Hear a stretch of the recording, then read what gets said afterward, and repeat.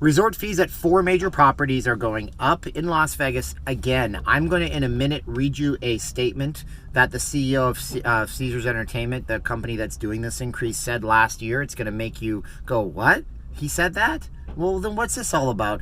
And then we're also going to explain why resort fees exist in this video. I'm going to use a couple of analogies because I'm king of analogies, it seems. But hopefully you can have an idea of why these things exist. It's not a justification for why they exist. It's a reason for why they exist. Sometimes you give reasons, and sometimes you justify the reasons, but not always doing the same thing at the same time. My name is Steven. I'm a Vegas blogger. I'm here to try to maybe hash out and give some reasoning to these crazy casinos that do these crazy things in Vegas. And first of all, like, share, subscribe this video. That's really important to me and really important to you if you like Las Vegas and you like to travel. And make sure you hit the little bell so YouTube tells you, hey, there's a new video from this person. You might be interested in that, okay? Comment below what your take on resort fees in 2020 is. I really need to know that. Leave us a comment below and let's go. So 4 different hotels. 4 of them are increasing resort fees. We have the Linq, the Harrahs, the Flamingo, and the Ballys. Now, 2 different articles I can find. There's not a whole lot of information on this right now. The Review Journal says they will increase between $32 to $37 a night. That's a big increase. One other article I found says that it's $2 to $37 per night. I'm guessing it's the 32 to the 37, and the second article had a typo. This is the Linq, Harrahs, Flamingos, and Ballys. They're increasing these because they say that it brings them in line with the market. So why do resort fees exist? First of all, let's read this prepared statement I have scrawled here. It's a prepared statement from Tony Rodeo, the CEO of Caesars Entertainment, back in August of 2019, when he said, at some point there's going to be the straw that breaks the camel's back. I don't think we're there yet. I don't think we're there yet, but I want us to be very judicious and cautious about these rates, pushing them any further. It's certainly a revenue stream that's hard to walk away from, and it's been accepted at this point, but we're getting pretty high. That was Tony Rodeo, CEO of Caesars Entertainment, in August of 2019. September, October, November, December, January, February, March. 7 months later, another resort fee increase. Now, why is this happening? Okay, in a video I did a while back here on the channel, I said, what is going to break Las Vegas? Will it be the costs of coming to Las Vegas? That's what's going to do it. And in that video, we came to the conclusion, or at least I did, my thoughts, and you can tell me if I'm right or wrong, that the market will dictate what the casinos can get away with. So if the casinos keep raising resort fees and they keep going up and up and up and up in price, and people keep paying those prices and people keep coming here and there's not a dip in visitorship, they're going to inch that and they're going to push that and they're going to go further with it. It's the same in any business model. So let me explain this. And let me explain this with an analogy, as I mentioned. And then we'll talk about why this is happening in Las Vegas and why the resort fees are a necessary revenue stream. Again, I'm not justifying them. I'm explaining them. So if you're not a video gamer and you don't follow video games in the industry of consoles, you don't know that many, many years ago when Microsoft came out with the current generation of their video game system that's in this Walmart behind me, they came up with some grand plans. They told everybody that in order to play your games, you're going to have to be online all the time and that you're not going to be able to play used games in your video game system. This was Microsoft's way of trying to generate revenue and maximize a revenue stream. Let me explain. If I walk into that Walmart behind me and I buy a game in cellophane and I purchase it from Walmart or Best Buy or some other retail, Microsoft makes money on every single game sold at the retail level. If I go into the GameStop or I go on eBay or I go on Amazon and I buy a used game, I'm not getting any money back to Microsoft. Their one time to make money on that purchase is when you purchase the game. And by putting it online, they can check if the game has been used before. So their idea was that they're going to maximize the retail stream. This made people so upset that people pushed back so hard on social media and online that they brought their practices back to where the PlayStation and the other competition with Nintendo was, and they said, okay, we're not going to do that. The market would not tolerate their shenanigans. There was a lot of people that were upset about that. Microsoft saw that. They righted the ship, and a lot of people gave them credit for that. They said, good for you, you listen to your consumers. So that's a way that the market will not tolerate things. Now, if the market was fine with it, guess what would have happened? Sony, who makes the PlayStation, would have probably done the same practice, noticing that they could maximize their revenue streams. Now back to Las Vegas. In Las Vegas, we have Caesars Entertainment, soon to be Eldorado Resorts. We have Blackstone.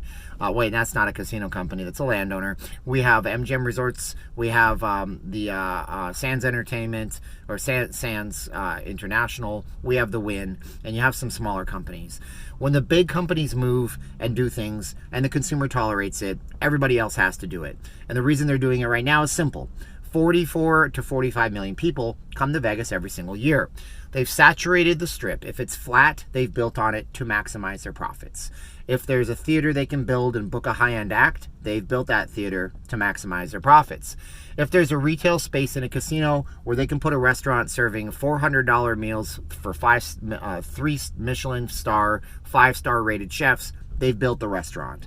They've charged the rents to Louis Vuitton. They've got the Coach stores. They've got the high-end Yves Saint Laurents. They have the Rolex. They have the Tag Heuers. They have maximized revenue streams in Vegas to a point where unless 5 to 10 million more people a year come to Las Vegas, they're not maximizing their revenue streams anymore. Because only 10 to 20 to 30 to 100,000 people more a year come to Vegas, and because it takes them 10 years to get another million people into town, they cannot simply rely on gaming revenues and people coming into town to use those venues that they've built to pull more revenue out of the tourists. That's just not going to happen. So instead of doing this, they look for other revenue streams. And the revenue stream that they found is resort fees. When they have resort fees, they can go ahead and inch those resort fees up. If they had 10 million people come through the properties and they inched the resort fee up by $10, then they made an extra $100 million for the company. The bottom line increases. The shareholders like it, the share prices increase, and the people who make the money at the very top make the money at the very top. So it goes down to me and you and you and you and everybody watching this video. And if you don't tolerate the resort fees, and if suddenly there is the proverbial straw that breaks the camel's back, and people decide to go to other places, Californians decide to stay in California and go to the gaming, native gaming casinos there. People in Oklahoma don't make the trip to Las Vegas. A major shift in tourism happens. They're going to increase the resort fees. They're going to add paid parking. They're going to put drink fees onto the venues, or venue fees onto the drinks at the bars and the casinos, as Caesars did last year. They're going to take every single opportunity for us to be taken advantage of in our eyes, so they can increase their bottom line in their eyes. And in this video, it's very important I point out, I'm not demonizing or vilifying casinos. I'm saying that this is what they're doing because they are for-profit companies that need to increase their bottom line. They're running out of ways to increase their bottom line, in my opinion. I am not a Wall Street banker. I am not a person that deals with giant, massive monies. I'm not that guy. But this is just my logistical line of thinking as to why the resort fees would be going up. So what do? I don't know what we do. I mean, unless you're going to stop visiting Las Vegas, which is a total bummer for me, unless people are going to stop coming here in droves, I don't see a solution to this. I just see this as a problem that exists and stays. So you got to get to a point, though, where people say enough is enough. You got to get to a point where people say, I'm not paying $40 on top of my $50 room fee to stay at your property. And until we do that, there's not much else that can be said. So enjoy Las Vegas because it has so much to offer. The casino companies bring things to the door that we can't. They walk right up to you and they say, boom, here's Bruno Mars and Lady Gaga, and here's Gwen Stefani, and here's Aerosmith, and here's James Taylor. They walk up to you and they say, here's a massive, huge event that we're putting on with the Raider Draft. Like, the city works hard to do these entertainment things, so they do bring that to us. I know I couldn't logistically put all that together. Could you? Maybe you could. Maybe you're the best party planner in the world. I don't know. But that's just some thoughts on resort fees. That's the news about the resort fees. If you got to the end of the video, I want you to click on the links below. If you think about supporting small YouTube channels, I have a Patreon. If you want to reach out to us, hit up facebook.com and go over to the Not Leaving Las Vegas group where you can talk about this kind of stuff.